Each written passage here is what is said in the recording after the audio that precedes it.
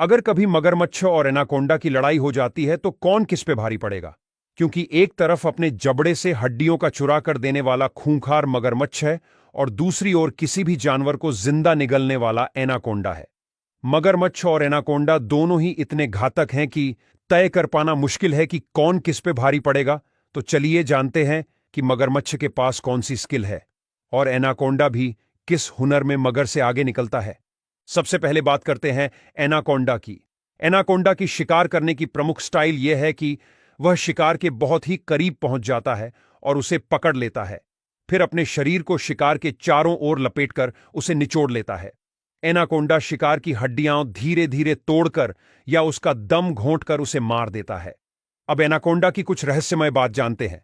Anaconda की 4 प्रमुख प्रजातियां हैं, लेकिन उनमें से ग्रीन एनाकोंडा सबसे बड़ी और सबसे भारी प्रजाति है और यही प्रजाति आमतौर पर एनाकोंडा के रूप में जानी जाती है। ग्रीन एनाकोंडा की लंबाई 20 से 30 फीट तक और वजन हट्टे कट्टे 4 इंसानों जितना यानी कि 250 किलोग्राम तक हो सकता है। एनाकोंडा आमतौर पर दलदली, नदियों के किनारे और घने जंगलों में रहते हैं और वे ज्यादातर समय पानी में बिताते हैं, जिससे उन्हें आसानी से शिकार करने में मदद मिलती है।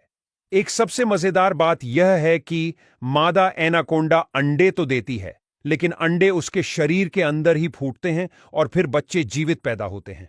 मादा एनाकोंडा एक बार में 20 से 40 जीवित बच्चे को जन्म दे सकती है। अब बात करते हैं मगरमच्छ की। मगरमच्छ की शिकार करने की डेथ रोल तकनीक पॉपुलर है, जिसमें यह शिकार को अपने मजबूत जबड़ों में पकड़कर तेजी से घुमाता है, जिससे शिकार के अंग टूट जाते हैं और शिकार कुछ समझ पाए उससे पहले वह मर चुका होता है। मगरमच्छ की लंबाई 10 से 20 फीट तक हो सकती है और वजन 400 से 1000 किलोग्राम तक हो सकता है। हालांकि कुछ मगरमच्छ इससे भी भारी हो सकते हैं। मगरमच्छ जलाशयों, नदियों, झीलों और दलदली क्षेत्रों में रहते हैं। मगरमच्छ पानी और जमीन दोनों पर शिकार करने में माहिर होते हैं। ये अपने शिकार के पास चुपचाप पहुंचते हैं और अचानक हमला करके उसे अपने शक्तिशाली जबड़ों में पकड़ लेते हैं। इसके जबड़े में 3700 psi दबाव होता है, जिससे शिकार तुरंत मर सकता है। इंसान अगर किसी को पूरी ताकत से काटेगा तो उसके जबड़े का दबाव लगभग 100 से 200 psi तक हो सकता है और मगरमच्छ का जबड़ा 3700 psi यानी इंसान के जबड़े से लगभग 23 गुना ज्यादा दबाव उत्पन्न कर सकता है। मादा मगरमच्छ अंडे देती है, जिन्हें वह रेत या मिट्टी में दबाकर रखती है। मगरमच्छ भोजन को पचाने के लिए कभी कभी छोटे पत्थर भी निगलते हैं, जो उनके पेट में रहकर भोजन को पीसने में मदद करते हैं। अब जानते हैं कि मगरमच्छ और एनाकोंडा क्यों लड़ाई करते हैं और दोनों में से जीतेगा कौन।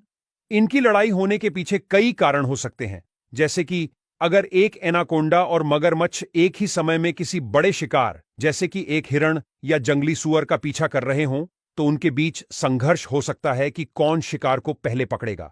मगरमच्छ और एनाकोंडा दोनों ही अपने क्षेत्रीय अधिकारों के लिए भी लड़ते हैं। अगर कोई एक दूसरे के क्षेत्र में प्रवेश करता है तो संघर्ष होना स्वाभाविक है। अब जानिए दोनों में से कौन किस पे भारी पड़ेगा। लड़ाई का परिणाम इस बात पर निर्भर करेगा कि लड़ाई कहां हो रही है। अगर लड़ाई पानी में होती है तो एनाकोंडा का पलड़ा भारी हो सकता है, क्योंकि यह पानी में अधिक फुर्तीला है और अपने शिकार को जकड़ने में माहिर है। वहीं दूसरी ओर जमीन पर मगरमच्छ का पलड़ा भारी हो सकता है। इसके शक्तिशाली जबड़े और काटने की शक्ति एनाकोंडा को गंभीर रूप से घायल कर सकती है।